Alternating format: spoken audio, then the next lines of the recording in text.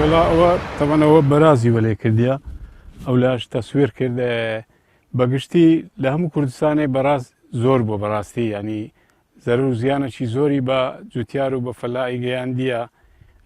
مترسی زوره لسر جینگی لسر برهمی کشت و کالی براستی اگر حکومت برنامه چی هبی لو برازی شتشی باشه اگر هر نبی مثلا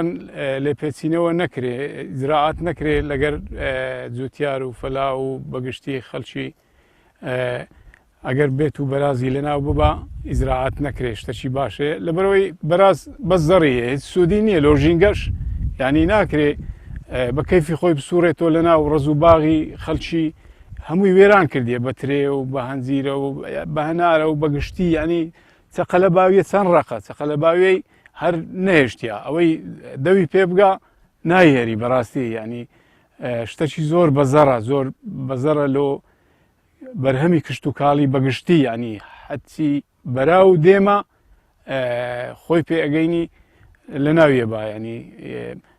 سرراي اوي كا زريشي بي اجيني اوي اي خوا ايدي كاش بيسكا ايدي كاش دبا بيا ابا دوي دنا وردا شتشي زور بيسيشا اذا لهمونا باغي من اذا زيرانا كانيشن بهما شيوا يعني براستي كتينا هلاكتي اگر مثلا بيتو حكومت برنامج شي هبيلو او اجلاني زيان بخشن لو جينجي لو بروبومي زوتياران ممنونة بين براس او ايرش ابيني يعني نكهر شوينك ودوسي براسي بقشتي زاروه استا اوتلو نمونه ليرة شطلن هي لبرو ايرا نمام قشا وشوينة شي شلقي وبرهنانا او ذا زور لين تكدا زور شتلكان لنا وبا شتلي مثلا جويزة هنارة هنزيرة ميوة اوشتانا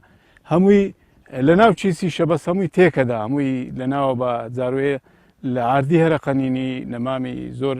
لعاردي هر قنانديا هنزيرو اشتوا هري قنانديا يعني حسابك عفاري لريشكا اگر هر وها بردوام بي يعني دبي دست لي بردين لباغ وباغاتن